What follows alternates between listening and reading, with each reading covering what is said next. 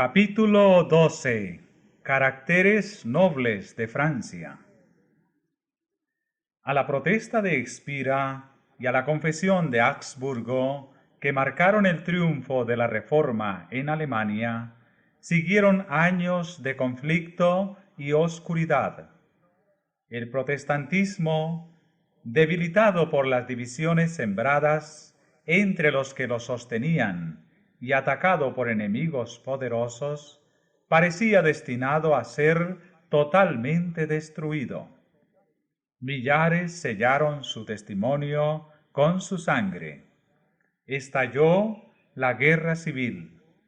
La causa protestante fue traicionada por uno de sus principales adherentes.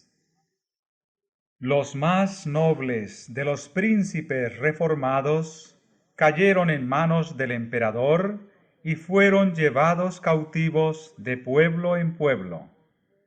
Pero en el momento de su aparente triunfo, el monarca fue castigado por la derrota. Vio que la presa se le escapaba de las manos y al fin tuvo que conceder tolerancia a las doctrinas cuyo aniquilamiento constituyera el gran anhelo de su vida. Había comprometido su reino, sus tesoros y hasta su misma vida en la persecución de la herejía, y ahora veía sus tropas diezmadas, agotados sus tesoros, sus muchos reinos amenazados por las revueltas, y entre tanto seguía cundiendo por todas partes la fe que en vano se había esforzado en suprimir. Carlos V estaba combatiendo contra un poder omnipotente. Dios había dicho, haya luz, pero el emperador había procurado impedir que se desvaneciesen las tinieblas.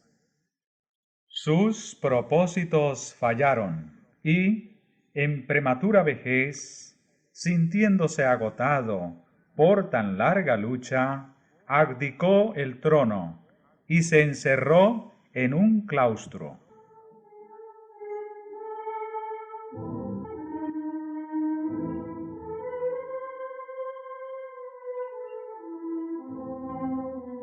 En Suiza, lo mismo que en Alemania, vinieron días tenebrosos para la Reforma. Mientras que muchos cantones aceptaban la fe reformada, otros se aferraban ciega y obstinadamente al credo de Roma. Las persecuciones dirigidas contra los que aceptaban la verdad provocaron finalmente una guerra civil. Zwinglio y muchos de los que se habían unido con él en la Reforma sucumbieron en el sangriento campo de Capel.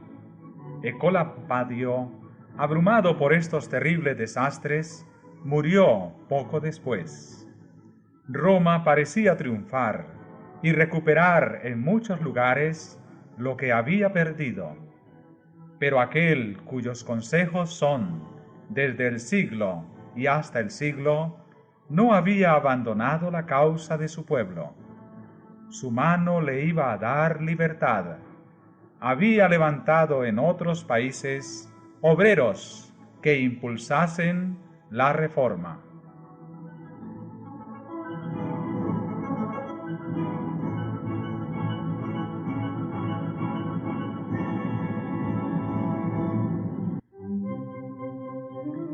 En Francia, mucho antes que el nombre de Lutero fuese conocido como el de un reformador, había empezado a amanecer. Uno de los primeros en recibir la luz fue el anciano Lefebvre, hombre de extensos conocimientos, catedrático de la Universidad de París y sincero y fiel partidario del Papa. En las investigaciones que hizo en la literatura antigua, se despertó su atención por la Biblia e introdujo el estudio de ella entre sus estudiantes.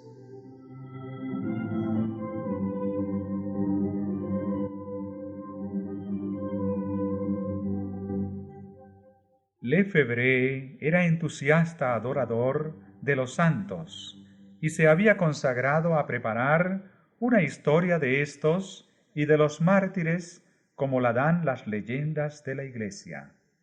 Era esta una obra magna que requería mucho trabajo, pero ya estaba muy adelantado en ella cuando decidió estudiar la Biblia con el propósito de obtener de ella datos para su libro.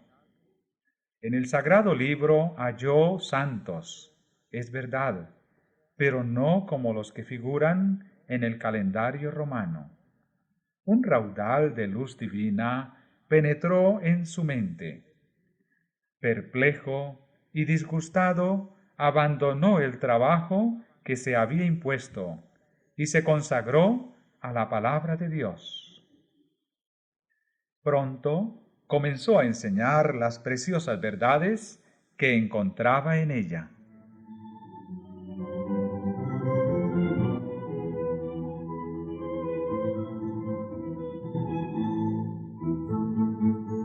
En 1512, antes que Lutero y Zwinglio empezaran la obra de la Reforma, escribía Lefebvre: Dios es el que da, por la fe, la justicia que por gracia nos justifica para la vida eterna.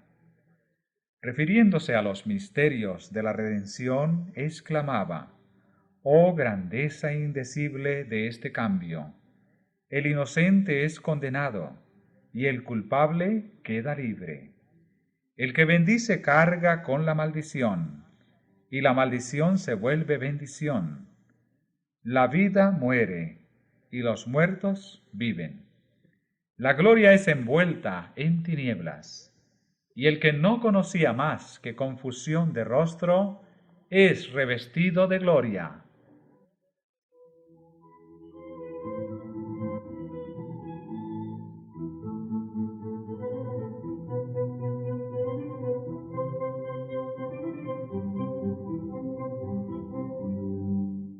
Y al declarar que la gloria de la salvación pertenece solo a Dios, declaraba también que al hombre le incumbe el deber de obedecer.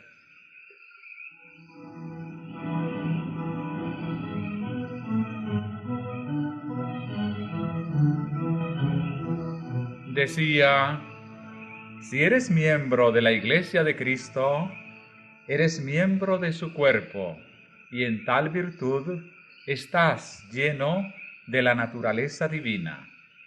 Oh, si los hombres pudiesen penetrar en este conocimiento y darse cuenta de este privilegio, cuán pura, casta y santa no sería su vida y cuán despreciable no les parecería toda la gloria de este mundo en comparación con la que está dentro de ellos y que el ojo carnal no puede ver.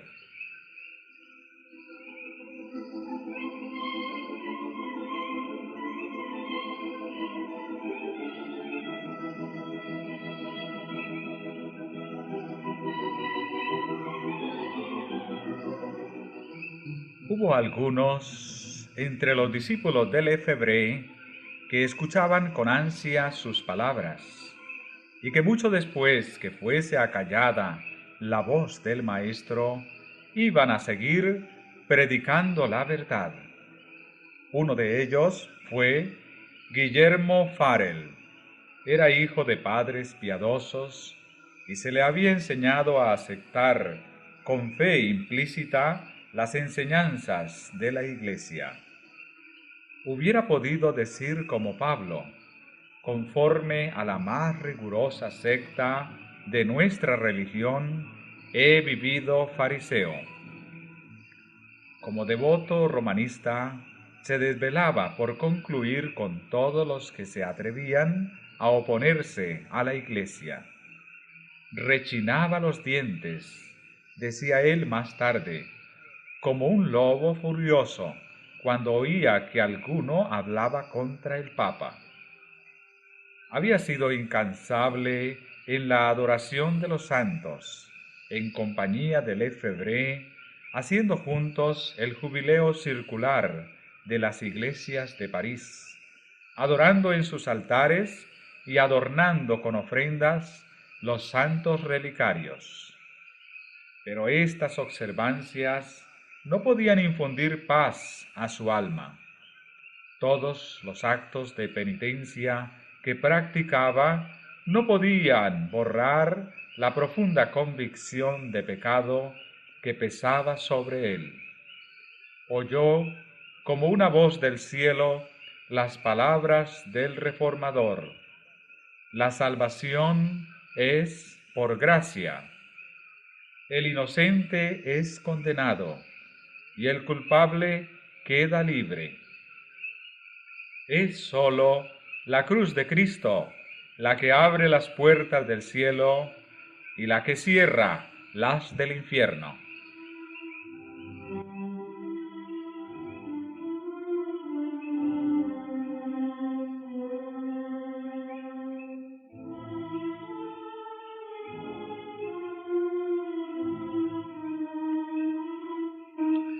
Farel aceptó gozoso la verdad. Por medio de una conversación parecida a la de Pablo, salió de la esclavitud, de la tradición, y llegó a la libertad de los hijos de Dios. En vez del sanguinario corazón de lobo hambriento, tuvo, al convertirse, dice él, la mansedumbre de un humilde e inofensivo cordero. Libre ya el corazón de toda influencia papista y entregado a Jesucristo.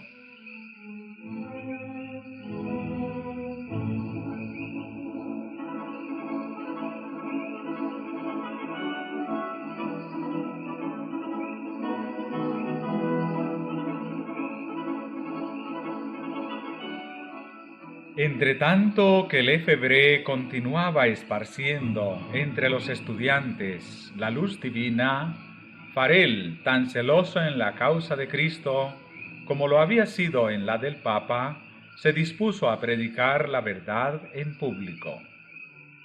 Un dignatario de la Iglesia, el obispo de Meaux, no tardó en unirse con ellos. Otros maestros que descollaban por su capacidad y talento, se adhirieron a su propagación del Evangelio, y éste ganó adherentes entre todas las clases sociales, desde los humildes hogares de los artesanos y campesinos hasta el mismo palacio del rey. La hermana de Francisco I, que era entonces el monarca reinante, abrazó la fe reformada. El mismo rey y la reina madre parecieron por algún tiempo considerarla con simpatía, y los reformadores miraban con esperanza hacia lo porvenir y veían ya a Francia ganada para el Evangelio.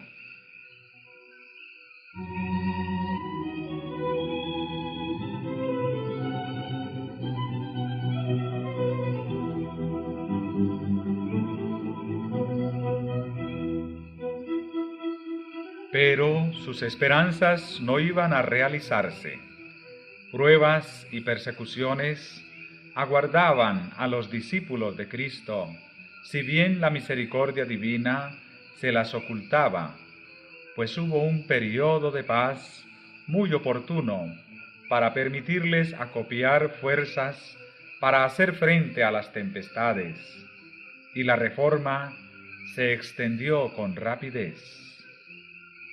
El obispo de Meaux trabajó con empeño en su propia diócesis para instruir tanto a los sacerdotes como al pueblo. Los curas inmorales e ignorantes fueron removidos de sus puestos, y en cuanto fue posible, se los reemplazó por hombres instruidos y piadosos. El obispo se afanaba porque su pueblo tuviera libre acceso a la palabra de Dios, y esto pronto se verificó. Lefebvre se encargó de traducir el Nuevo Testamento y al mismo tiempo que la Biblia alemana de Lutero salía de la imprenta en Wittenberg, el Nuevo Testamento francés se publicaba en Meaux. El obispo no omitió esfuerzo ni gasto alguno para hacerlo circular entre sus feligreses, y muy pronto el pueblo de Meaux se vio en posesión de las Santas Escrituras.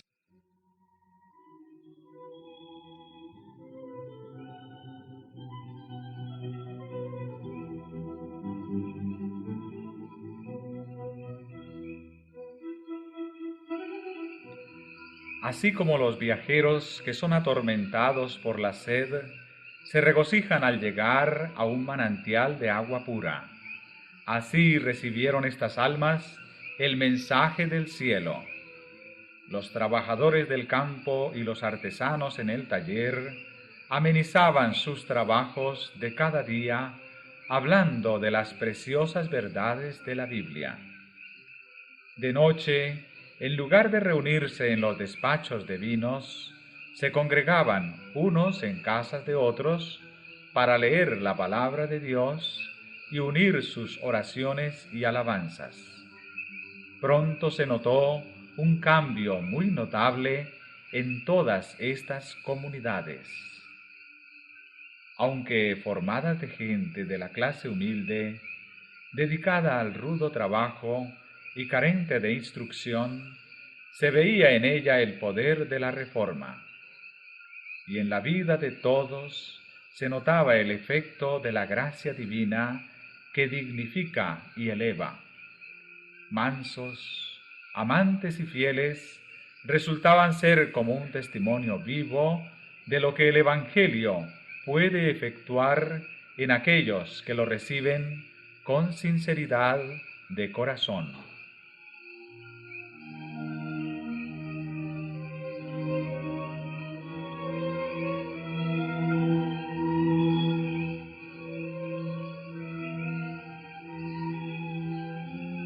La luz derramada en Meaux iba a extenderse más lejos. Cada día aumentaba el número de los convertidos. El rey contuvo por algún tiempo la ira del clero, porque despreciaba el estrecho fanatismo de los frailes. Pero al fin, los jefes papales lograron prevalecer. Se levantó la hoguera. Al obispo de Meaux le obligaron a elegir entre ella y la retractación, y optó por el camino más fácil. Pero a pesar de su caída, el rebaño de este débil pastor se mantuvo firme. Muchos dieron testimonio de la verdad entre las llamas. Con su valor y fidelidad en la hoguera, estos humildes cristianos hablaron a millares de personas que en días de paz no hubieran oído jamás el testimonio de ellos.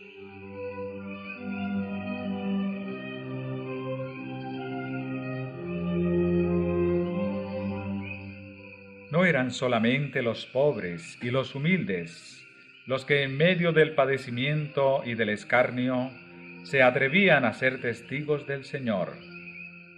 En las casas señoriles, en el castillo, en el palacio, había almas regias para quienes la verdad valía más que los tesoros, las categorías sociales y aún que la misma vida.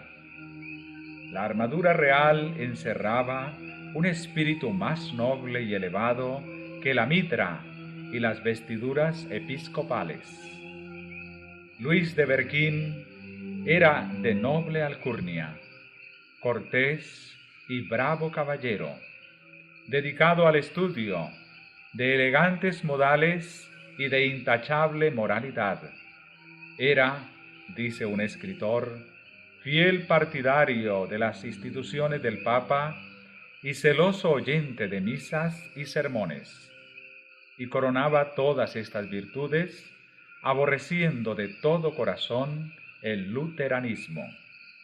Empero, como a otros muchos, La providencia le condujo a la Biblia y quedó maravillado de hallar en ella no las doctrinas de Roma, sino las doctrinas de Lutero. Desde entonces se entregó con entera devoción a la causa del Evangelio.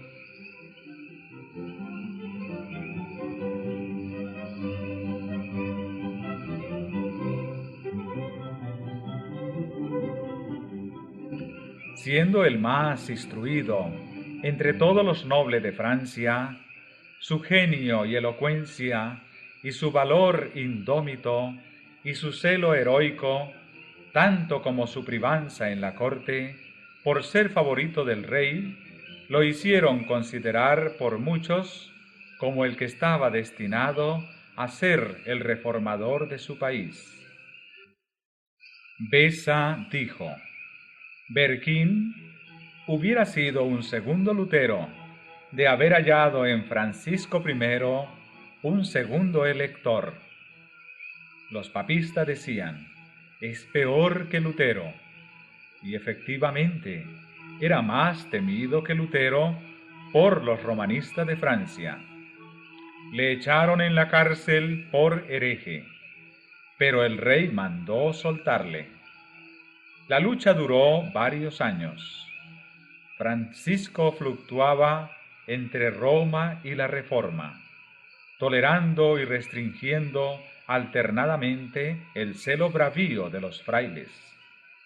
3 veces fue apresado Berquín por las autoridades papales, para ser librado otras tantas por el monarca, quien, admirando su genio y la nobleza de su carácter, se negó a sacrificarle a la malicia del clero.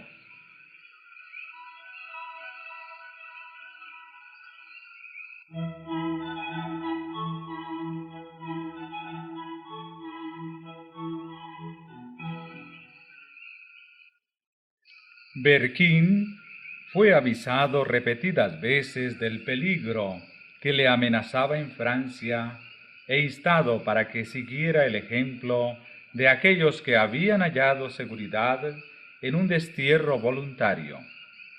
El tímido y contemporizador Erasmo, que con todo el esplendor de su erudición carecía sin embargo de la grandeza moral que mantiene la vida y el honor subordinados a la verdad, escribió a Berquín: solicita que te manden de embajador al extranjero. Ve y viaja por Alemania. Ya sabes lo que es Beda, un monstruo de 1000 cabezas, que destila ponzoña por todas partes. Tus enemigos son legión.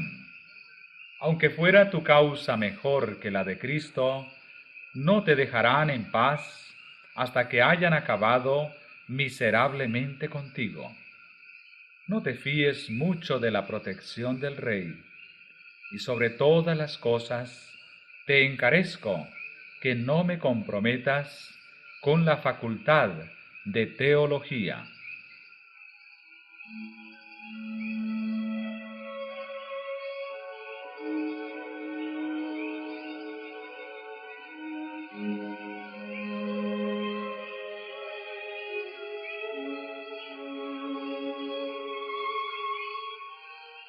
Pero cuanto más cuerpo iban tomando los peligros, más se afirmaba el fervor de Berquín. Lejos de adoptar la política y el egoísmo que Erasmo le aconsejara, resolvió emplear medios más enérgicos y eficaces.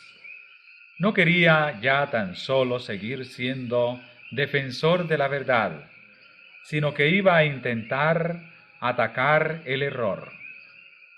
El cargo de herejía que los romanos procuraban echarle encima, él iba a devolvérselo. Los más activos y acerbos de sus opositores eran los sabios doctores y frailes de la Facultad de Teología de la Universidad de París, una de las más altas autoridades eclesiásticas de la capital y de la nación. De los escritos de estos doctores, entresacó Berquín 12 proposiciones que declaró públicamente contrarias a la Biblia y por lo tanto heréticas, y apeló al rey para que actuara de juez en la controversia.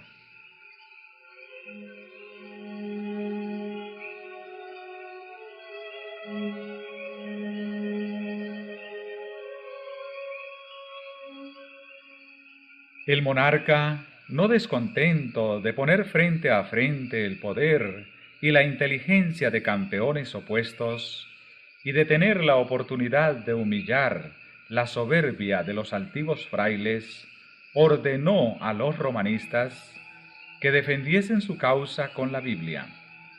Bien sabían éstos que semejante arma de poco les serviría. La cárcel, el tormento y la hoguera eran las armas que mejor sabían manejar. Cambiadas estaban las suertes, y ellos se veían a punto de caer en la cima a que habían querido echar a Berquín.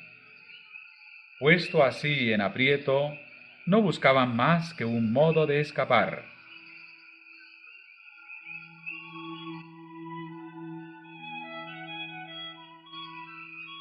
Por aquel tiempo, una imagen de la Virgen, que estaba colocada en la esquina de una calle, amaneció mutilada. Esto produjo gran agitación en la ciudad. Multitud de gente acudió al lugar dando señales de duelo y de indignación. El mismo rey fue hondamente conmovido. Vieron en esto los monjes una coyuntura favorable para ellos, y se apresuraron en aprovecharla. Estos son los frutos de las doctrinas de Berquín, exclamaban. Todo va a ser echado por tierra, la religión, las leyes, el trono mismo, por esta conspiración luterana.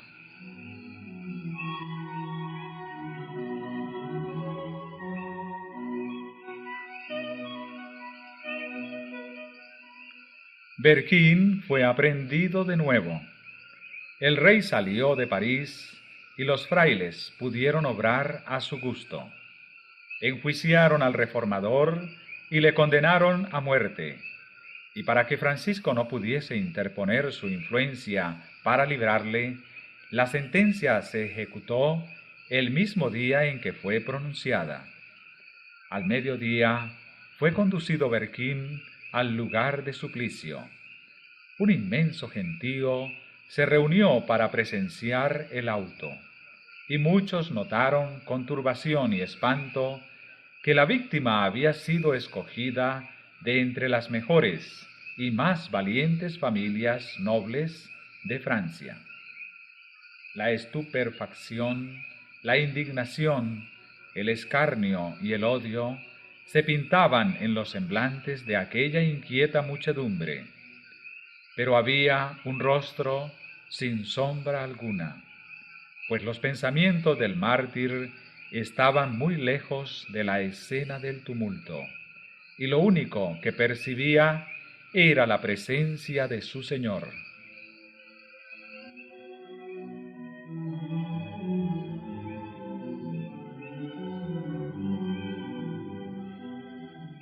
La miserable carreta en que lo llevaban, las miradas de enojo que le echaban sus perseguidores, la muerte espantosa que le esperaba, nada de esto le importaba.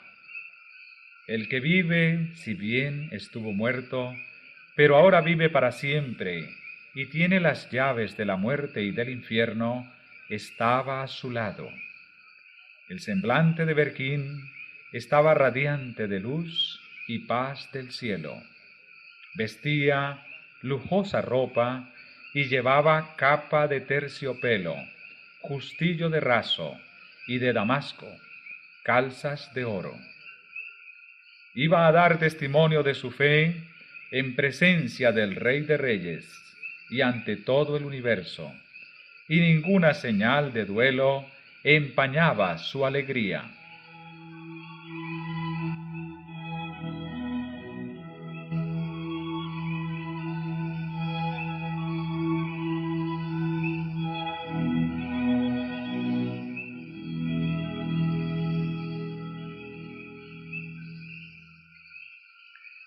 Mientras la procesión desfilaba despacio por las calles atestadas de gente, el pueblo notaba maravillado la paz inalterable y el gozo triunfante que se pintaba en el rostro y el continente del mártir.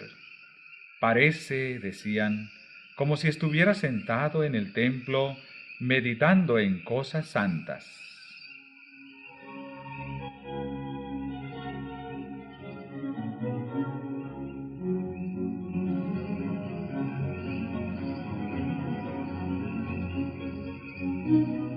Ya atado a la estaca, quiso Berquín dirigir unas cuantas palabras al pueblo, pero los monjes, temiendo las consecuencias, empezaron a dar gritos y los soldados a entrechocar sus armas, y con esto ahogaron la voz del mártir. Así fue como en 1529 la autoridad eclesiástica y literaria más notable de la culta ciudad de París dio al populacho de 1793 el vil ejemplo de sofocar en el cadalso las sagradas palabras de los moribundos.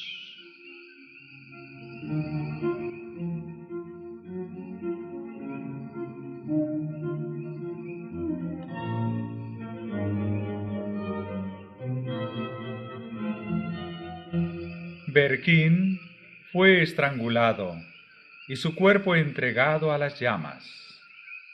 La noticia de su muerte entristeció a los amigos de la Reforma en todas partes de Francia.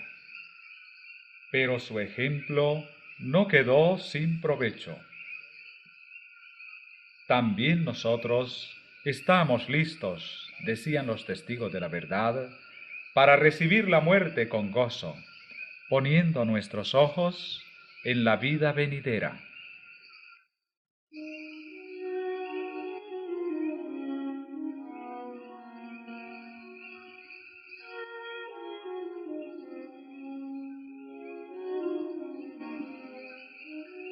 Durante la persecución en Meaux, se prohibió a los predicadores de la Reforma que siguieran en su obra de propaganda, por lo cual fueron a establecerse en otros campos de acción.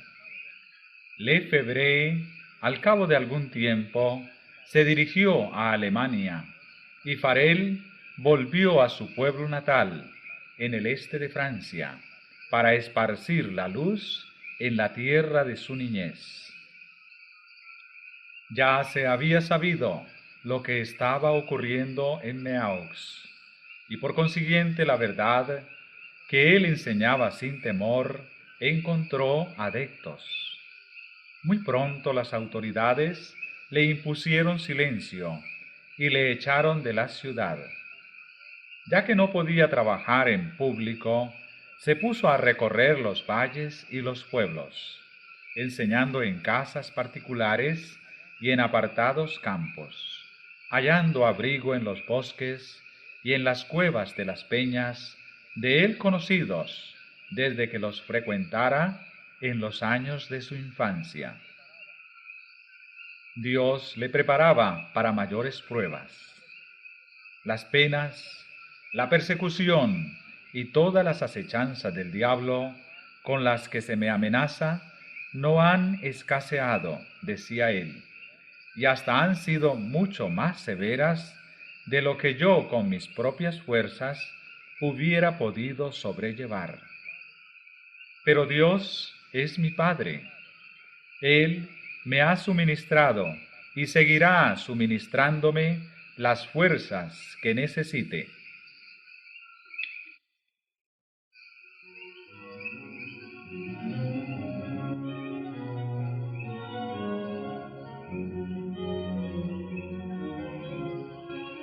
Como en los tiempos apostólicos, la persecución había redundado en bien del adelanto del Evangelio.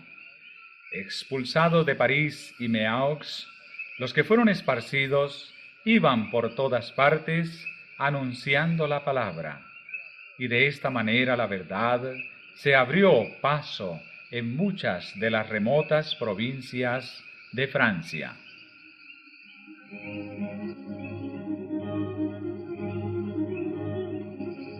Dios estaba preparando aún más obreros para extender su causa. En una de las escuelas de París hallábase un joven formal, de ánimo tranquilo, que daba muestras evidentes de poseer una mente poderosa y perspicaz, y que no era menos notable por la pureza de su vida que por su actividad intelectual y su devoción religiosa. Su talento y aplicación hicieron pronto de él un motivo de orgullo para el colegio, y se susurraba entre los estudiantes que Juan Calvino sería un día uno de los más capaces y más ilustres defensores de la Iglesia. Pero un rayo de luz divina penetró aún dentro de los muros del escolasticismo y de la superstición que encerraban a Calvino. Estremecióse al oír las nuevas doctrinas, sin dudar nunca que los herejes merecieran el fuego al que eran entregados, y no obstante, sin saber cómo, tuvo que habérselas con la herejía y se vio obligado a poner a prueba el poder de la teología romanista para rebatir la doctrina protestante.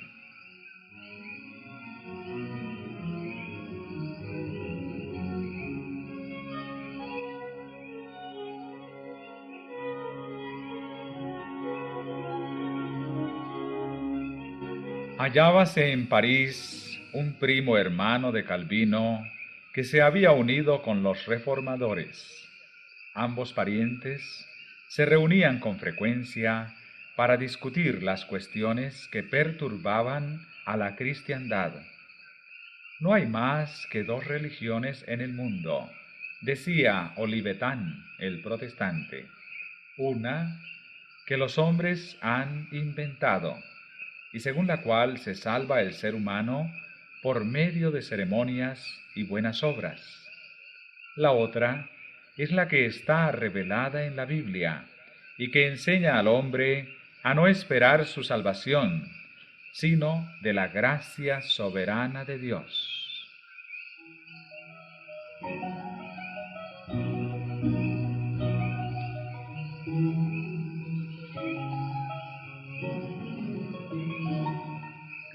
No quiero tener nada que ver con ninguna de vuestras nuevas doctrinas, respondía Calvino. ¿Creéis que he vivido en el error todos los días de mi vida?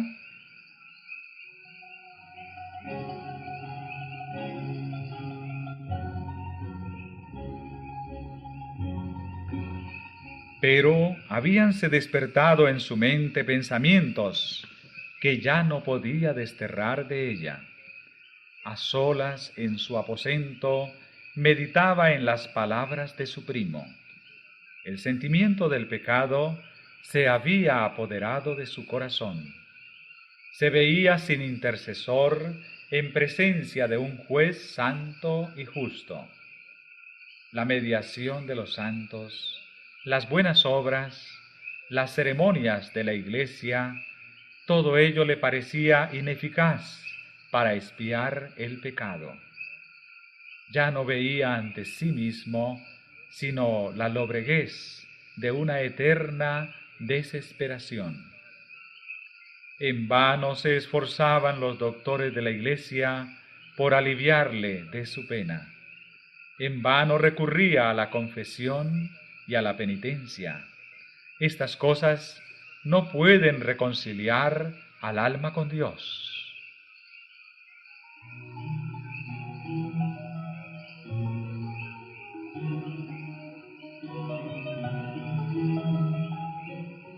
Aún estaba Calvino empeñado en tan infructuosas luchas, cuando un día en que por casualidad pasaba por una plaza pública, presenció la muerte de un hereje en la hoguera. se llenó de admiración al ver la expresión de paz que se pintaba en el rostro del mártir. En medio de las torturas, de una muerte espantosa y bajo la terrible condenación de la Iglesia, daba el mártir pruebas de una fe y de un valor que el joven estudiante comparaba con dolor con su propia desesperación y con las tinieblas en que vivía, a pesar de su estricta obediencia a los mandamientos de la Iglesia. Sabía que los herejes fundaban su fe en la Biblia. Por lo tanto, se decidió a estudiarla para descubrir, si posible fuera, el secreto del gozo del mártir.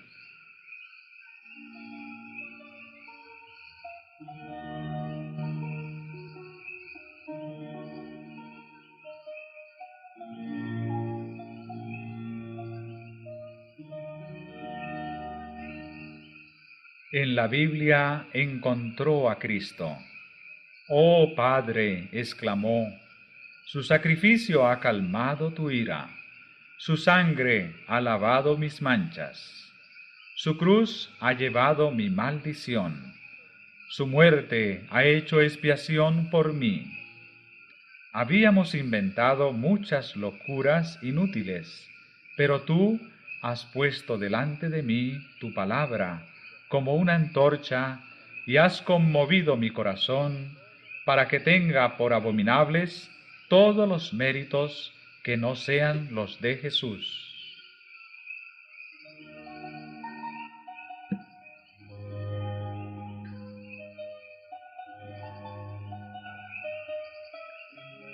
Calvino había sido educado para el sacerdocio. Tenía solo 12 años cuando fue nombrado capellán de una pequeña iglesia y el obispo le tonsuró la cabeza para cumplir con el canon eclesiástico. No fue consagrado ni desempeñó los deberes del sacerdocio, pero sí fue hecho miembro del clero. Se le dio el título de su cargo y percibía la renta correspondiente.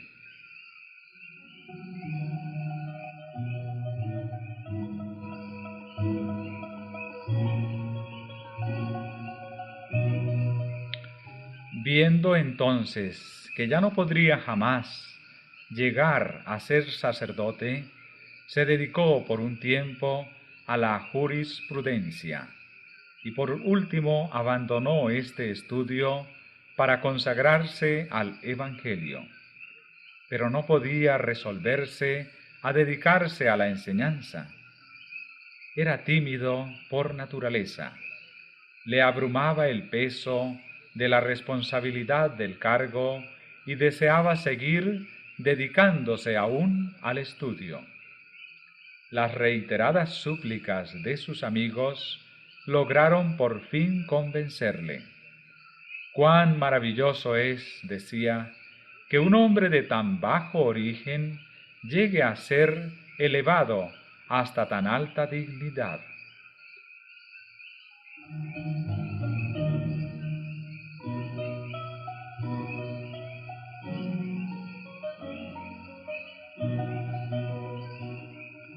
Calvino empezó su obra con ánimo tranquilo, y sus palabras eran como el rocío que refresca la tierra.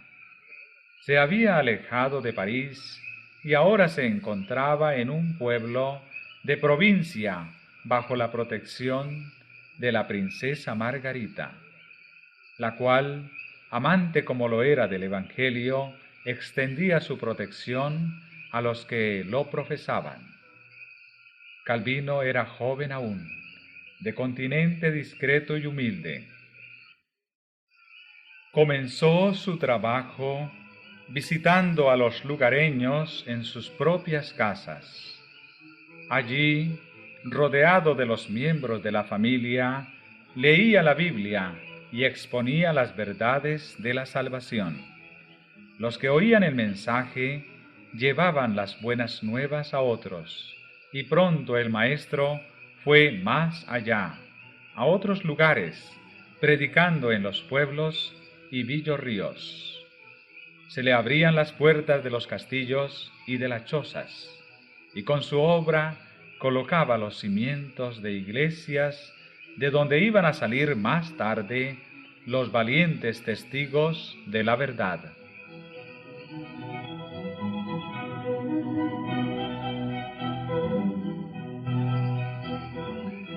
A los pocos meses estaba de vuelta en París. Reinaba gran agitación en el círculo de literatos y estudiantes. El estudio de los idiomas antiguos había sido causa de que muchos fijasen su atención en la Biblia, y no pocos, cuyos corazones no habían sido conmovidos por las verdades de aquella, las discutían con interés y aún se atrevían a desafiar a los campeones del romanismo. Calvino, si bien muy capaz para luchar en el campo de la controversia religiosa, tenía que desempeñar una misión más importante que la de aquellos bulliciosos estudiantes. Los ánimos se sentían confundidos y había llegado el momento oportuno de enseñarles la verdad. Entre tanto que en las aulas de la universidad repercutían las disputas de los teólogos, Calvino se abría paso de casa en casa, leyendo la Biblia al pueblo y hablándole de Cristo y de éste crucificado.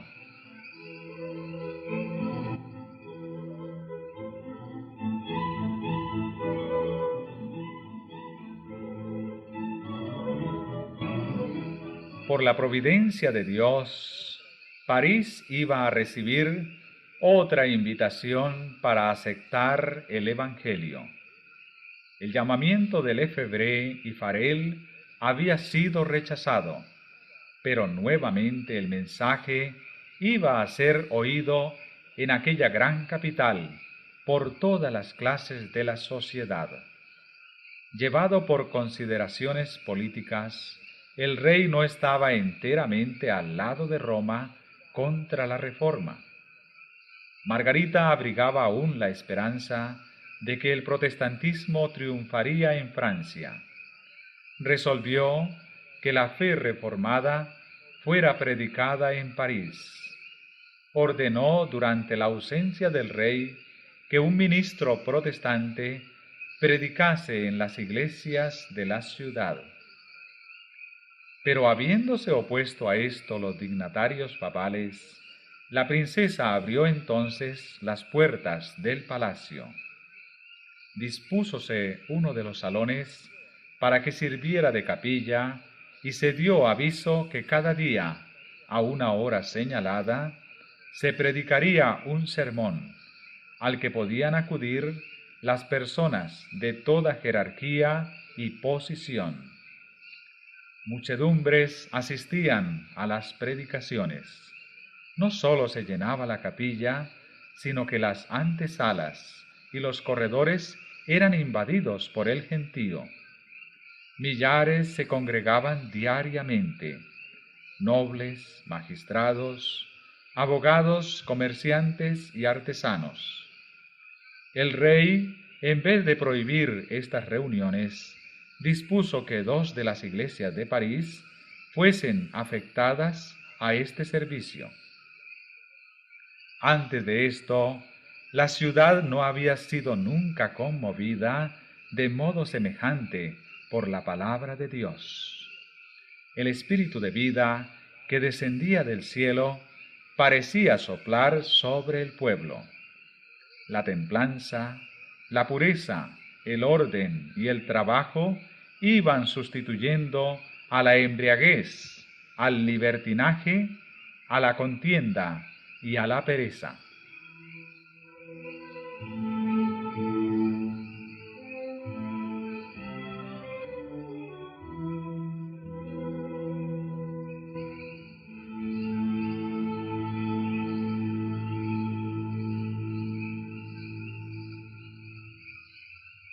Pero el clero no descansaba.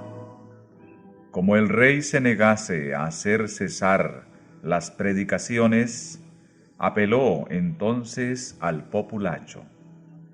No perdonó medio alguno para despertar los temores, los prejuicios y el fanatismo de las multitudes ignorantes y supersticiosas. Siguiendo ciegamente a sus falsos maestros, París, como en otro tiempo Jerusalén, no conoció el tiempo de su visitación, ni las cosas que pertenecían a su paz. Durante 2 años fue predicada la palabra de Dios en la capital. Pero si bien muchas personas aceptaban el Evangelio, la mayoría del pueblo lo rechazaba. Francisco había dado pruebas de tolerancia por mera conveniencia personal, y los papistas lograron al fin recuperar su privanza. De nuevo fueron clausuradas las iglesias y se levantó la hoguera.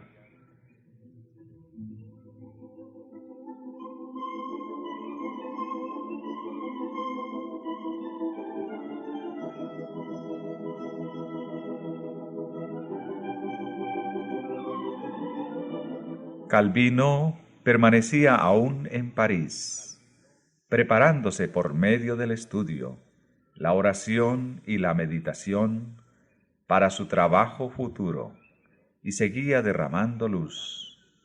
Pero al fin se hizo sospechoso. Las autoridades acordaron entregarlo a las llamas. Creyéndose seguro en su retiro, no pensaba en el peligro. Cuando sus amigos llegaron apresurados a su estancia para darle aviso de que llegaban emisarios para aprenderle, en aquel instante se oyó que llamaban con fuerza en el zaguán. No había, pues, ni un momento que perder. Algunos de sus amigos detuvieron a los emisarios en la puerta, mientras otros le ayudaban a descolgarse por una ventana, para huir luego precipitadamente hacia las afueras de la ciudad. Encontrando refugio en la choza de un labriego, amigo de la Reforma, se disfrazó con la ropa de él, y llevando al hombro un azadón, emprendió viaje. Caminando hacia el sur, volvió a hallar refugio en los dominios de Margarita.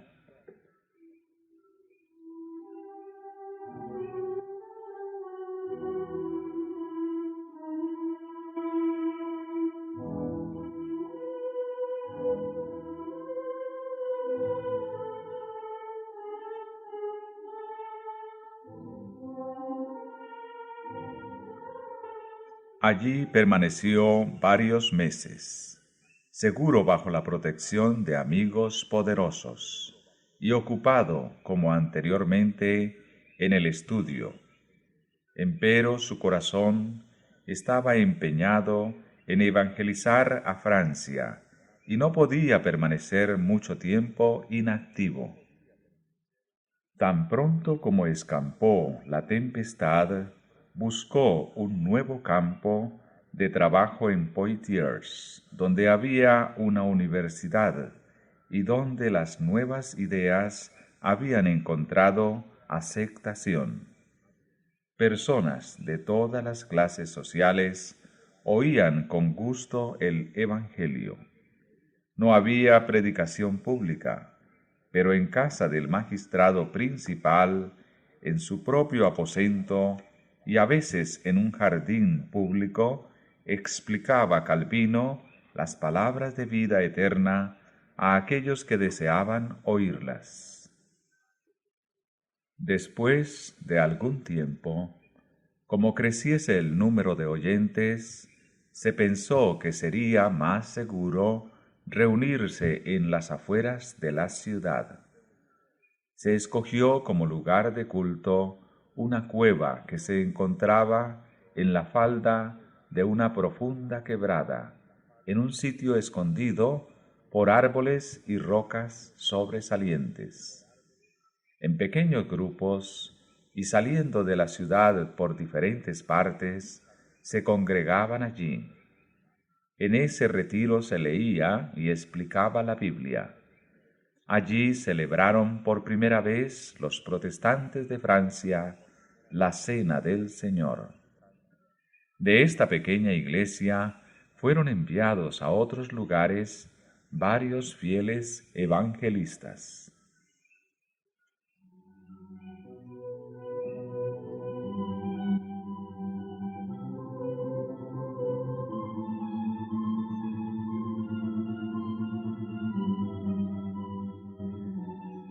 Calvino volvió a París. No podía abandonar la esperanza de que Francia, como nación, aceptase la Reforma, pero halló cerradas casi todas las puertas. Predicar el Evangelio era ir directamente a la hoguera, y resolvió finalmente partir para Alemania. Apenas había salido de Francia cuando estalló un movimiento contra los protestantes que de seguro le hubiera envuelto en la ruina general si se hubiese quedado.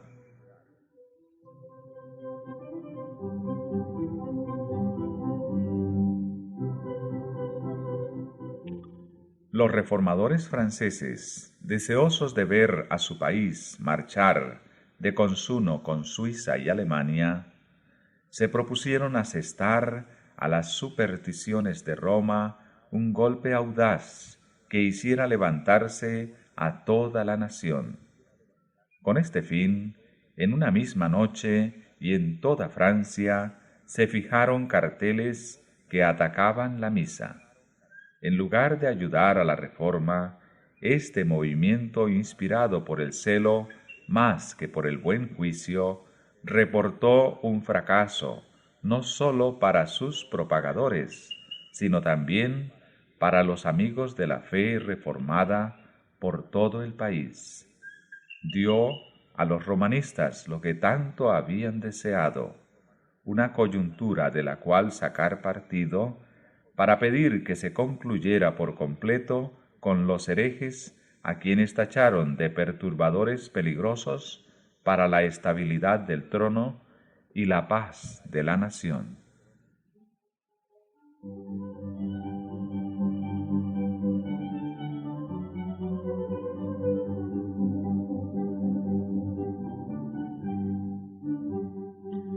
Una mano secreta, la de algún amigo indiscreto, o la de algún astuto enemigo, pero nunca quedó aclarado el asunto, fijó uno de los carteles en la puerta de la cámara particular del rey. El monarca se horrorizó. En ese papel se atacaban con acritud supersticiones que por siglos habían sido veneradas. La ira del rey se encendió por el atrevimiento sin igual de los que introdujeron hasta su real presencia aquellos escritos tan claros y precisos. En su asombro quedó el rey por algún tiempo tembloroso y sin articular palabra alguna. Luego dio rienda suelta a su enojo con estas terribles palabras: préndase a todos los sospechosos de herejía luterana. Quiero exterminarlos a todos. La suerte estaba echada. El rey resolvió pasarse por completo al lado de Roma.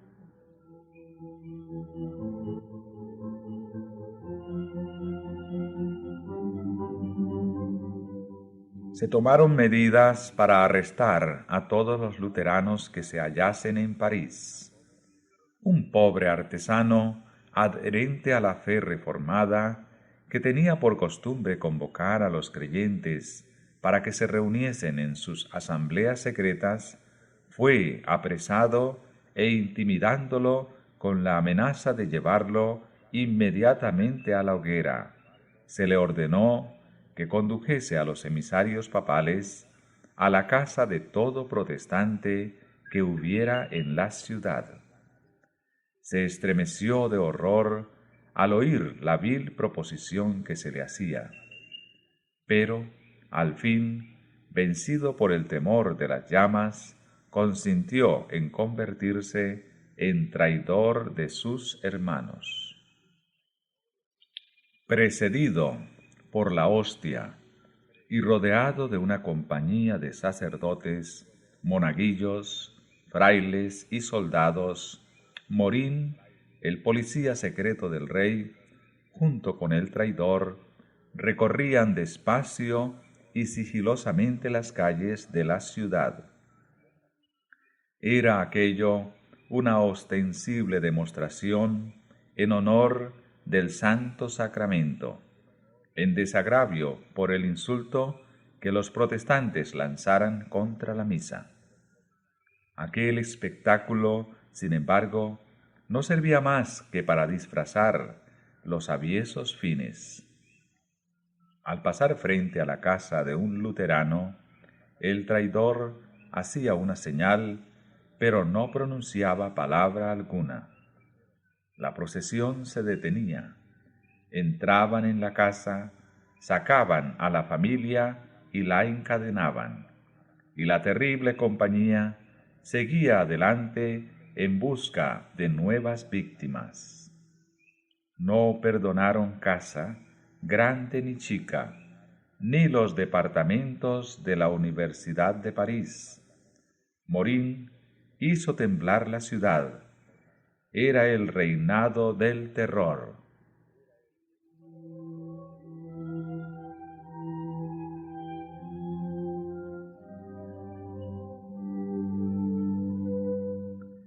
Las víctimas sucumbían en medio de terribles tormentos, pues se había ordenado a los verdugos que las quemasen a fuego lento para que se prolongara su agonía. Pero morían como vencedores. No menguaba su fe, ni desmayaba su confianza. Los perseguidores, viendo que no podían conmover la firmeza de aquellos fieles, se sentían derrotados. Se erigieron cadalsos en todos los barrios de la ciudad de París, y se quemaban herejes todos los días, con el fin de sembrar el terror entre los partidarios de las doctrinas heréticas, multiplicando las ejecuciones. Sin embargo, al fin la ventaja fue para el Evangelio. Todo París pudo ver qué clase de hombres eran los que abrigaban en su corazón las nuevas enseñanzas. No hay mejor púlpito que la hoguera de los mártires. El gozo sereno que iluminaba los rostros de aquellos hombres cuando se les conducía al lugar de la ejecución, su heroísmo cuando eran envueltos por las llamas, su mansedumbre para perdonar las injurias, cambiaba no pocas veces. El enojo en lástima, el odio en amor, y hablaba con irresistible elocuencia en pro del Evangelio.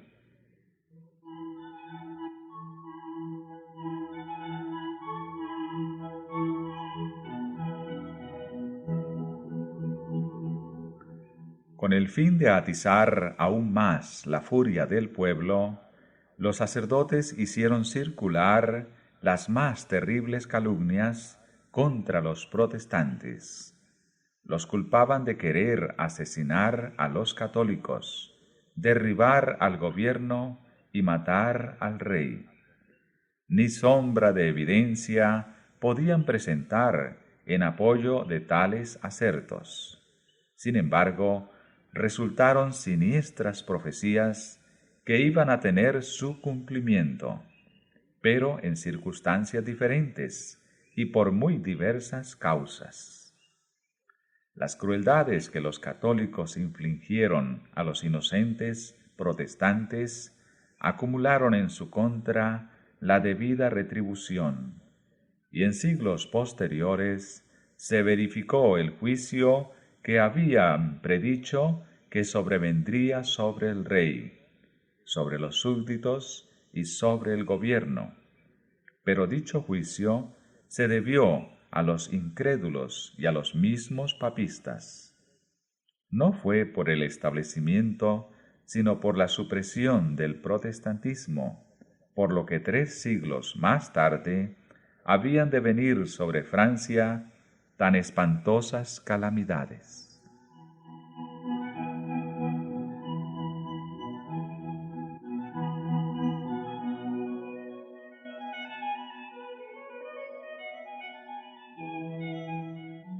Todas las clases sociales se encontraban ahora presa de la sospecha, la desconfianza y el terror.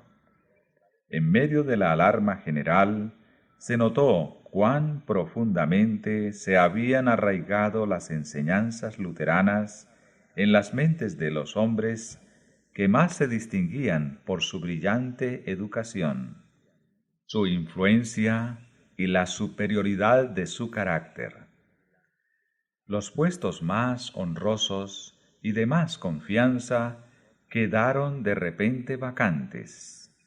Desaparecieron artesanos, impresores, literatos, catedráticos de las universidades, autores y hasta cortesanos. A centenares salían huyendo de París, desterrándose voluntariamente de su propio país, dando así, en muchos casos, la primera indicación de que estaban en favor de la Reforma.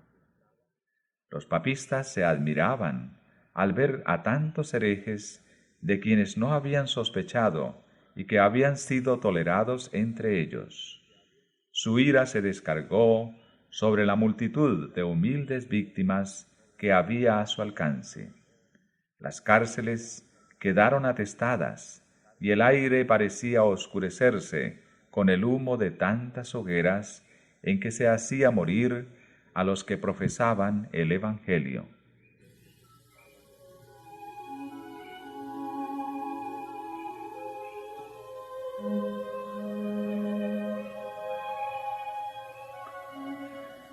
Francisco I se vanagloriaba de ser uno de los caudillos del gran movimiento que hizo revivir las letras a principios del siglo XVI. Tenía especial deleite en reunir en su corte a literatos de todos los países. A su empeño de saber y al desprecio que le inspirara la ignorancia y la superstición de los frailes, se debía, siquiera en parte, el grado de tolerancia que había concedido a los reformadores. Pero, en su celo por aniquilar la herejía, este fomentador del saber expidió un edicto declarando abolida la imprenta en toda Francia. Francisco I ofrece uno de los muchos ejemplos conocidos de cómo la cultura intelectual no es una salvaguardia contra la persecución y la intolerancia religiosa. Francia, por medio de una ceremonia pública y solemne, iba a comprometerse formalmente en la destrucción del protestantismo. Los sacerdotes exigían que el insulto lanzado al cielo en la condenación de la misa fuese expiado con sangre y que el rey, en nombre del pueblo, sancionara la espantosa tarea.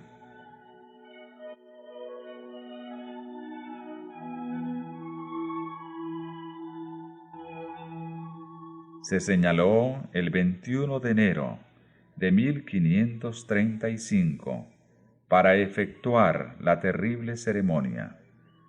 Se atizaron el odio hipócrita y los temores supersticiosos de toda la nación. París estaba repleto de visitantes que habían acudido de los alrededores y que invadían sus calles.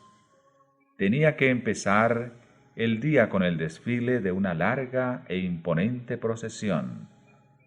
Las casas por delante de las cuales debía pasar estaban enlutadas, y se habían levantado altares de trecho en trecho.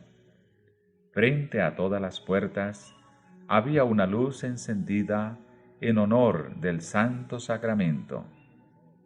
Desde el amanecer se formó la procesión en palacio. Iban delante las cruces y los pendones de las parroquias y después seguían los particulares de dos en dos y llevando teas encendidas. A continuación, seguían las 4 órdenes de frailes, luciendo cada una sus vestiduras particulares. A esta seguía una gran colección de famosas reliquias. Iban tras ella en sus carrozas los altos dignatarios eclesiásticos, ostentando sus vestiduras moradas y de escarlata, adornadas con pedrerías, formando todo aquello un conjunto espléndido y deslumbrador.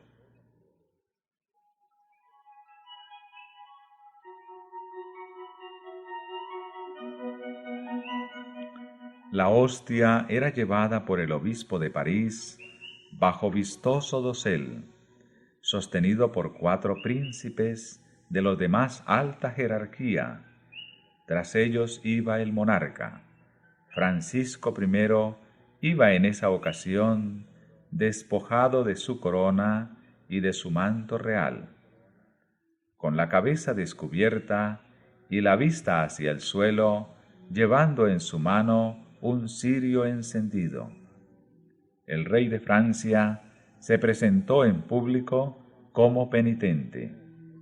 Se inclinaba ante cada altar, humillándose no por los pecados que manchaban su alma, ni por la sangre inocente que habían derramado sus manos, sino por el pecado mortal de sus súbditos que se habían atrevido a condenar la misa.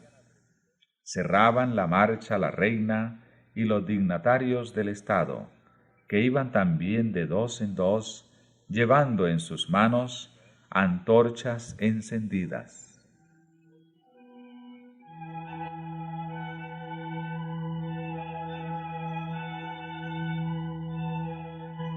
Como parte del programa de aquel día, el monarca mismo dirigió un discurso a los dignatarios del reino en la vasta sala del Palacio Episcopal. Se presentó ante ellos con aspecto triste y con conmovedora elocuencia lamentó el crimen, la blasfemia y el día de luto y de desgracia que habían sobrevenido a toda la nación. Instó a todos sus leales súbditos a que cooperasen en la extirpación de la herejía que amenazaba arruinar a Francia. Tan cierto, señores, como que soy vuestro rey, declaro, si yo supiese que uno de mis miembros estuviese contaminado por esta asquerosa podredumbre, os lo entregaría para que fuese cortado por vosotros. Y aún más, si viera a uno de mis hijos contaminado por ella, no lo toleraría, sino que lo entregaría yo mismo y lo sacrificaría a Dios. Las lágrimas le ahogaron la voz, y la asamblea entera lloró, exclamando unánimemente: «Viviremos y moriremos en la religión católica».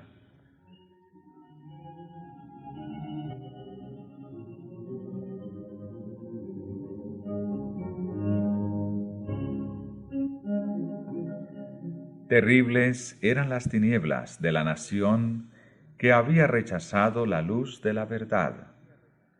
La gracia que trae salvación se había manifestado, pero Francia, después de haber comprobado su poder y su santidad, después que millares de sus hijos hubieron sido alumbrados por su belleza, Después que su radiante luz se hubo esparcido por ciudades y pueblos, se desvió y escogió las tinieblas en vez de la luz. Habían rehusado los franceses el don celestial cuando les fuera ofrecido. Habían llamado a lo malo bueno y a lo bueno malo, hasta llegar a ser víctimas de su propio engaño. Y ahora, aunque creyeran de todo corazón que servían a Dios, persiguiendo a su pueblo, su sinceridad no los dejaba sin culpa. Habían rechazado precisamente aquella luz que los hubiera salvado del engaño y librado sus almas del pecado de derramar sangre.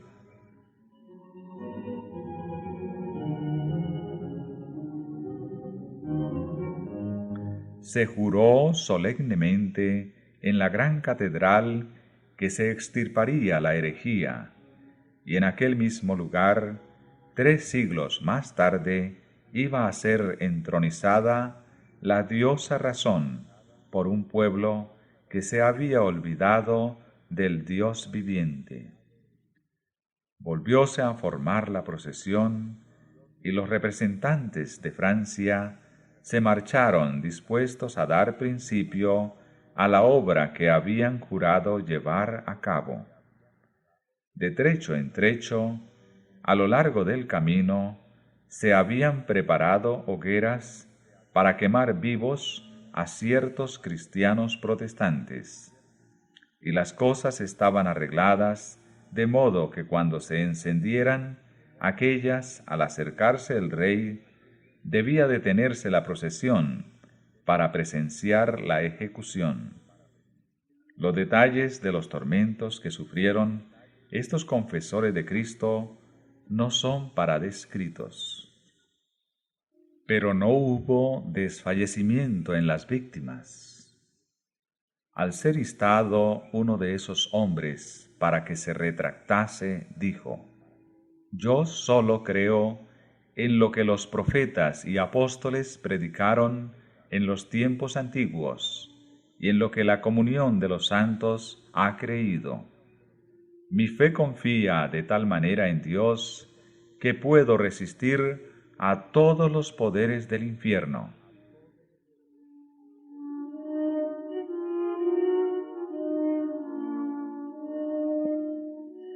La procesión se detenía cada vez frente a los sitios de tormento. Al volver al lugar de donde habían partido, el palacio real, se dispersó la muchedumbre y se retiraron el rey y los prelados, satisfechos de los autos de aquel día y congratulándose entre sí, porque la obra así comenzada se proseguiría hasta lograrse la completa destrucción de la herejía.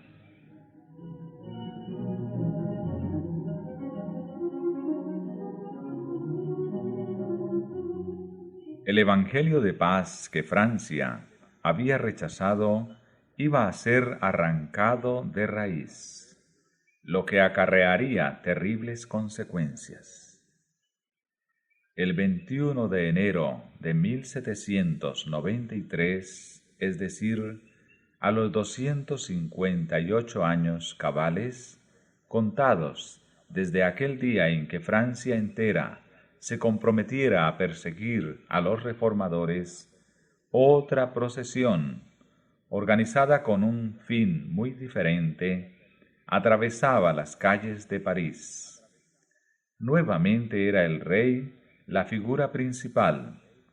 Otra vez veíase el mismo tumulto y oíase la misma gritería. Pedíanse de nuevo más víctimas. Volviéronse a erigir negros cadalsos, y nuevamente las escenas del día se clausuraron con espantosas ejecuciones. Luis XVI fue arrastrado a la guillotina, forcejeando con sus carceleros y verdugos que lo sujetaron fuertemente en la temible máquina hasta que cayó sobre su cuello la cuchilla y separó de sus hombros la cabeza que rodó sobre los tablones del cadalso. Y no fue él la única víctima. Allí cerca del mismo sitio perecieron decapitados por la guillotina 2.800 seres humanos durante el sangriento reinado del terror.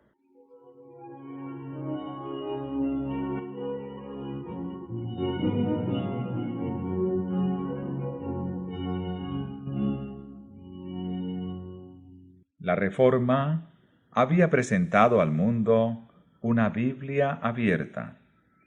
Había desatado los sellos de los preceptos de Dios e invitado al pueblo a cumplir sus mandatos. El amor infinito había presentado a los hombres con toda claridad los principios y los estatutos del cielo. Dios había dicho: los guardaréis, pues, para cumplirlos, porque en esto consistirá vuestra sabiduría y vuestra inteligencia a la vista de las naciones, las cuales oirán hablar de todos estos estatutos y dirán: ciertamente, pueblo sabio y entendido es esta gran nación.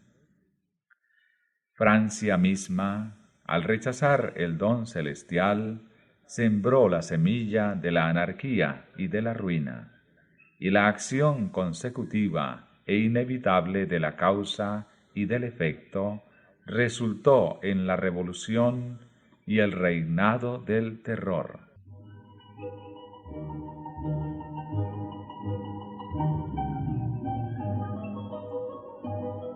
Mucho antes de aquella persecución despertada por los carteles, el osado y ardiente Farel se había visto obligado a huir de la tierra de sus padres. Se refugió en Suiza y mediante los esfuerzos con que secundó la obra de Zwinglio, ayudó a inclinar el platillo de la balanza en favor de la Reforma. Iba a pasar en Suiza sus últimos años, pero no obstante siguió ejerciendo poderosa influencia en la Reforma en Francia. Durante los primeros años de su destierro, dirigió sus esfuerzos especialmente a extender en su propio país el conocimiento del Evangelio. Dedicó gran parte de su tiempo a predicar a sus paisanos cerca de la frontera, desde donde seguía la suerte del conflicto con infatigable constancia, y ayudaba con sus palabras de estímulo y sus consejos. Con el auxilio de otros desterrados, tradujo al francés los escritos del reformador alemán, y estos y la Biblia vertida a la misma lengua popular se imprimieron en grandes cantidades, que fueron vendidas en toda Francia por los colportores. Los tales conseguían estos libros a bajo precio, y con el producto de la venta avanzaban más y más en el trabajo.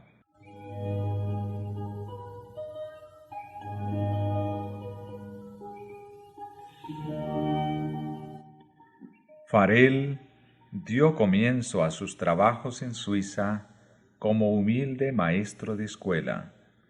Se retiró a una parroquia apartada y se consagró a la enseñanza de los niños. Además de las clases usuales requeridas por el plan de estudios, introdujo con mucha prudencia las verdades de la Biblia, esperando alcanzar a los padres por medio de los niños. Algunos creyeron, pero los sacerdotes se apresuraron a detener la obra, y los supersticiosos campesinos fueron incitados a oponerse a ella. Ese no puede ser el Evangelio de Cristo, decían con insistencia los sacerdotes, puesto que su predicación no trae paz, sino guerra. y a semejanza de los primeros discípulos, cuando se le perseguía en una ciudad, se iba para otra, andaba de aldea en aldea, y de pueblo en pueblo, a pie, sufriendo hambre, frío, fatigas, y exponiendo su vida en todas partes. Predicaba en las plazas, en las iglesias y a veces en los púlpitos de las catedrales. En ocasiones se reunía poca gente a oírle, en otras interrumpían su predicación con burlas y gritería y le echaban abajo del púlpito. Más de una vez cayó en manos de la canalla, que le dio de golpes hasta dejarlo medio muerto. Sin embargo, seguía firme en su propósito. Aunque le rechazaban a menudo, volvía a la carga con incansable perseverancia y logró al fin que una tras otra las ciudades que habían sido los baluartes del papismo abrieran sus puertas al Evangelio.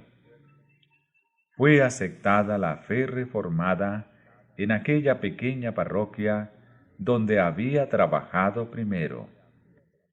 Las ciudades de Morat y de Neuchâtel renunciaron también a los ritos romanos y quitaron de sus templos las imágenes de idolatría.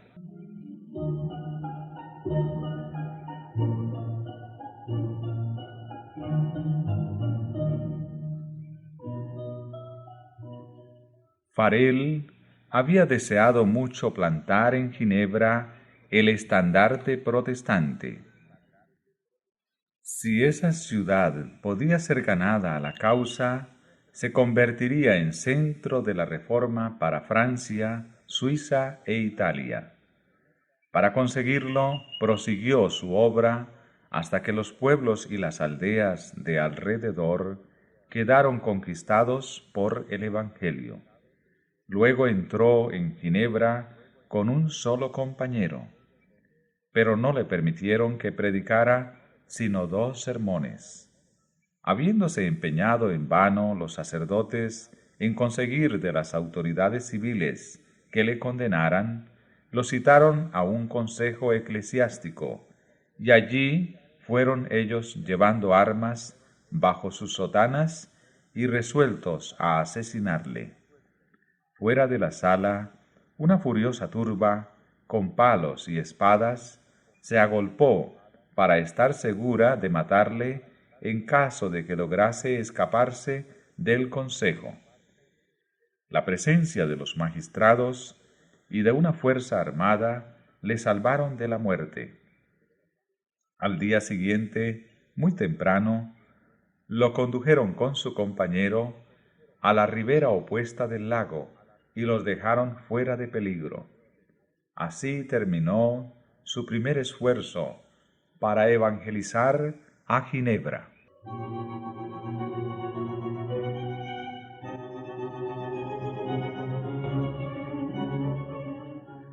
Para la siguiente tentativa, el elegido fue un instrumento menos destacado, un joven de tan humilde apariencia que era tratado con frialdad hasta por los que profesaban ser amigos de la Reforma. ¿Qué podría hacer uno como él allí donde Farel había sido rechazado? ¿Cómo podría un hombre de tan poco valor y tan escasa experiencia resistir la tempestad ante la cual había huido el más fuerte y el más bravo? No por esfuerzo, ni con poder, sino por mi espíritu, dice Jehová de los ejércitos. Ha escogido Dios las cosas insensatas del mundo para confundir a los sabios. Porque lo insensato de Dios es más sabio que los hombres, y lo débil de Dios es más fuerte que los hombres.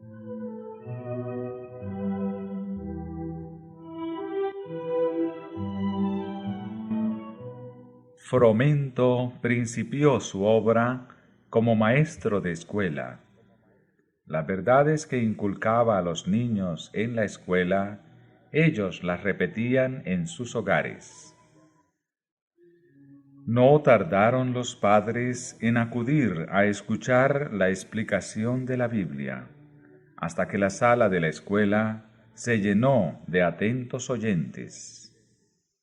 Se distribuyeron gratis folletos y Nuevos Testamentos que alcanzaron a muchos que no se atrevían a venir públicamente a oír las nuevas doctrinas. Después de algún tiempo, también este sembrador tuvo que huir, pero las verdades que había propagado quedaron grabadas en la mente del pueblo. La reforma se había establecido e iba a desarrollarse y fortalecerse. Volvieron los predicadores y merced a sus trabajos, el culto protestante se arraigó finalmente en Ginebra.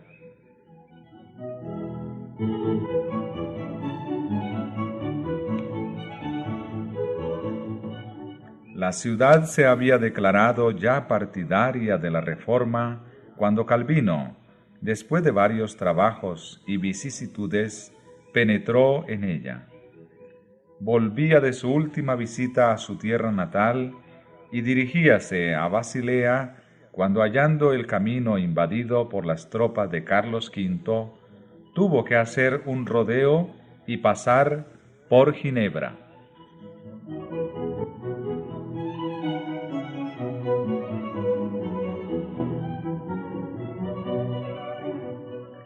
En esta visita reconoció Farel la mano de Dios. Aunque Ginebra había aceptado ya la fe reformada, quedaba aún una gran obra por hacer. Los hombres se convierten a Dios por individuos y no por comunidades.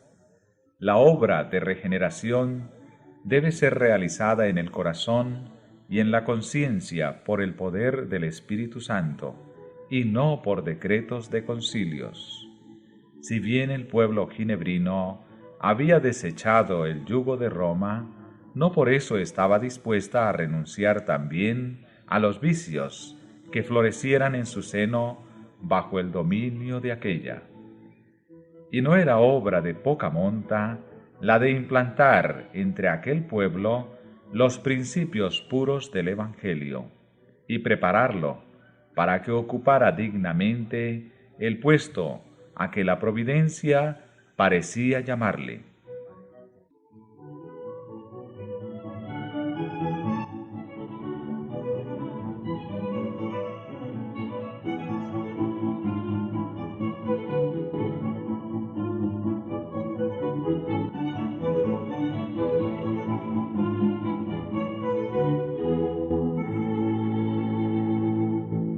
Farel estaba seguro de haber hallado en Calvino a uno que podría unírsele en esta empresa. En el nombre de Dios, rogó al joven evangelista que se quedase allí a trabajar. Calvino retrocedió alarmado. Era tímido y amigo de la paz, y quería evitar el trato con el espíritu atrevido, independiente y hasta violento de los ginebrinos. Por otra parte, su poca salud y su afición al estudio le inclinaban al retraimiento. Creyendo que con su pluma podría servir mejor a la causa de la reforma, deseaba encontrar un sitio tranquilo donde dedicarse al estudio y desde allí, por medio de la prensa, instruir y edificar a las iglesias. Pero la solemne amonestación de Farel le pareció un llamamiento del cielo, y no se atrevió a oponerse a él. Le pareció, según dijo, como si la mano de Dios se hubiera extendido desde el cielo y le sujetase para detenerle precisamente en aquel lugar que con tanta impaciencia quería dejar.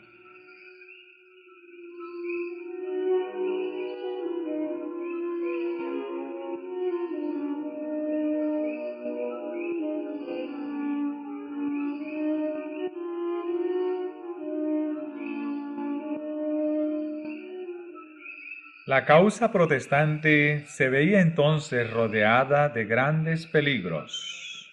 Los anatemas del Papa tronaban contra Ginebra y poderosas naciones amenazaban destruirla. ¿Cómo iba tan pequeña ciudad a resistir a la poderosa jerarquía que tan a menudo había sometido a reyes y emperadores? ¿Cómo podría vencer los ejércitos de los grandes capitanes del siglo?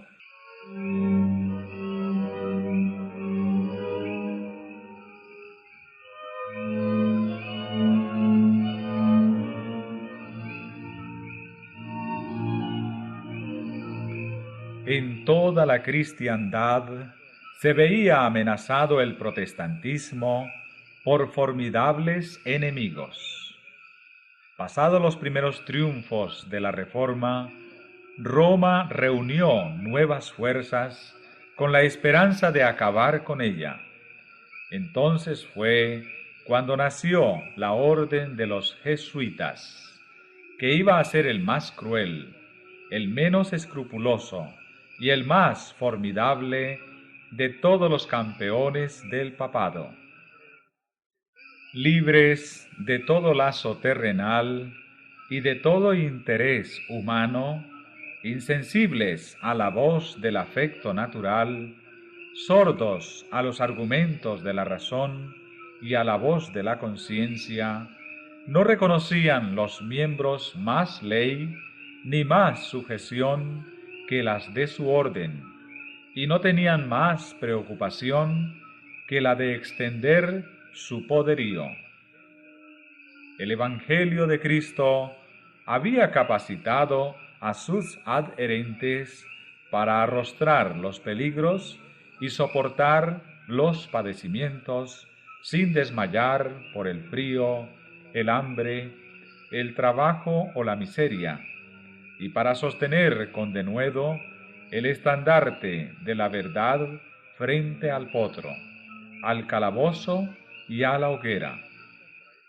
Para combatir contra estas fuerzas, el jesuitismo inspiraba a sus adeptos un fanatismo tal que los habilitaba para soportar peligros similares y oponer al poder de la verdad todas las armas del engaño.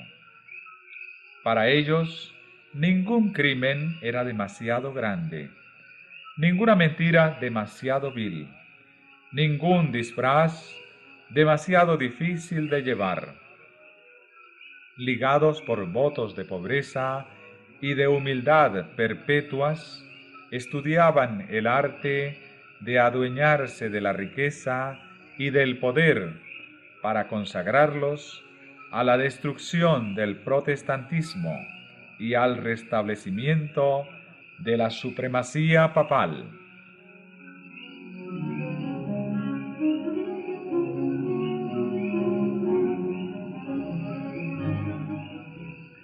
Al darse a conocer como miembros de la orden, se presentaban con cierto aire de santidad, visitando las cárceles, atendiendo a los enfermos y a los pobres, haciendo profesión de haber renunciado al mundo y llevando el sagrado nombre de Jesús, de aquel que anduvo haciendo bienes.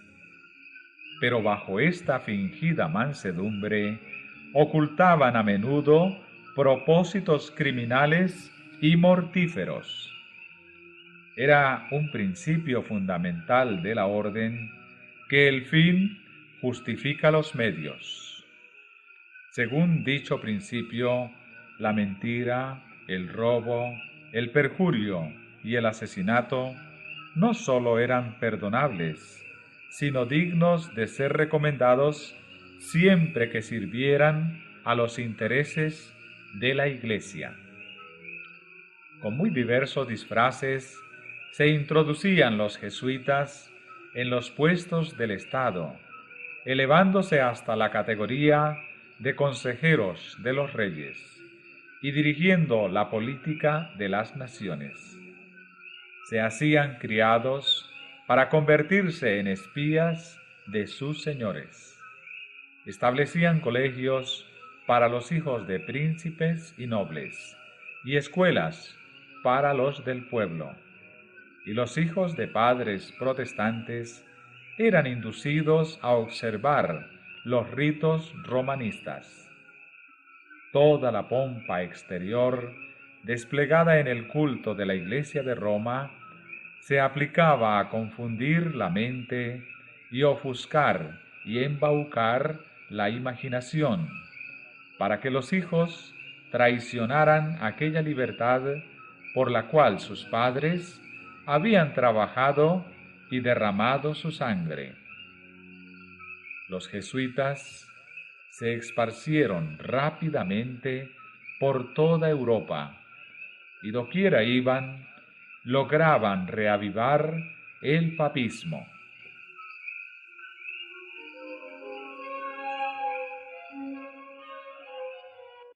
Para otorgarles más poder, se expidió una bula que restablecía la Inquisición. No obstante, el odio general que inspiraba, aún en los países católicos, el terrible tribunal fue restablecido por los gobernantes obedientes al Papa, y muchas atrocidades demasiado terribles para cometerse a la luz del día volvieron a perpetrarse en los secretos y oscuros calabozos. En muchos países, miles y miles de representantes de la flor y nata de la nación, de los más puros y nobles, de los más inteligentes y cultos, de los pastores más piadosos y abnegados, de los ciudadanos más patriotas e industriosos, de los más brillantes literatos, de los artistas de más talento y de los artesanos más expertos, fueron asesinados o se vieron obligados a huir a otras tierras.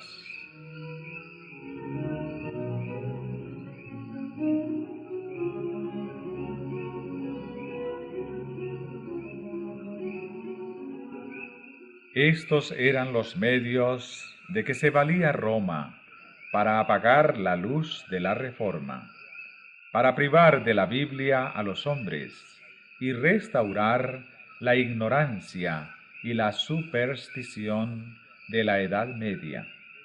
Empero, debido a la bendición de Dios y al esfuerzo de aquellos nobles hombres que él había suscitado para suceder a Lutero, el protestantismo no fue vencido. Esto no se debió al favor ni a las armas de los príncipes. Los países más pequeños, las naciones más humildes e insignificantes, fueron sus baluartes.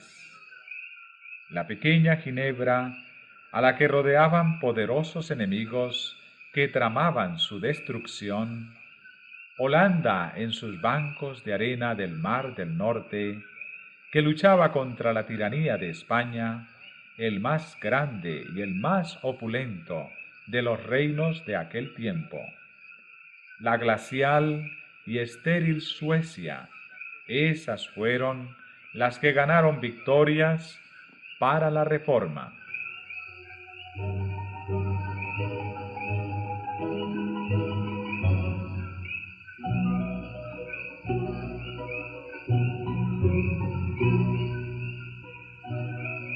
Calvino trabajó en Ginebra por cerca de 30 años. Primero para establecer una iglesia que se adhiriese a la moralidad de la Biblia y después para fomentar el movimiento de la Reforma por toda Europa. Su carrera como caudillo público no fue inmaculada, ni sus doctrinas estuvieron exentas de error.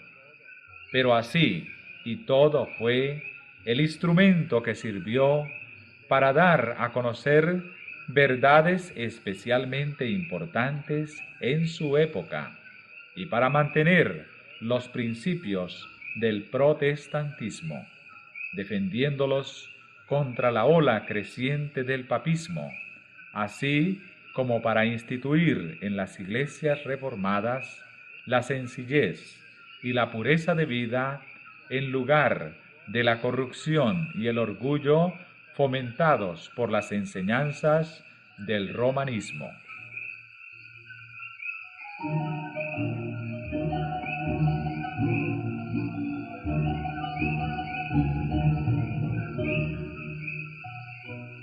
De Ginebra salían publicaciones y maestros que esparcían las doctrinas reformadas, y a ella acudían los perseguidos de todas partes en busca de instrucción, de consejo y de aliento. La ciudad de Calvino se convirtió en refugio para los reformadores que en toda la Europa occidental eran objeto de persecución. Huyendo de las tremendas tempestades que siguieron desencadenándose por varios siglos, los fugitivos llegaban a las puertas de Ginebra. Desfallecientes de hambre, heridos, expulsados de sus hogares, separados de los suyos, eran recibidos con amor y se les cuidaba con ternura. Y hallando allí un hogar, eran una bendición para aquella su ciudad adoptiva, por su talento, su sabiduría y su piedad. Muchos de los que se refugiaron allí regresaron a sus propias tierras para combatir la tiranía de Roma. Juan Knox, el valiente reformador de Escocia, no pocos de los puritanos ingleses, los protestantes de Holanda y de España, y los hugonotes de Francia, llevaron de Ginebra la antorcha de la verdad con que desvanecer las tinieblas en sus propios países.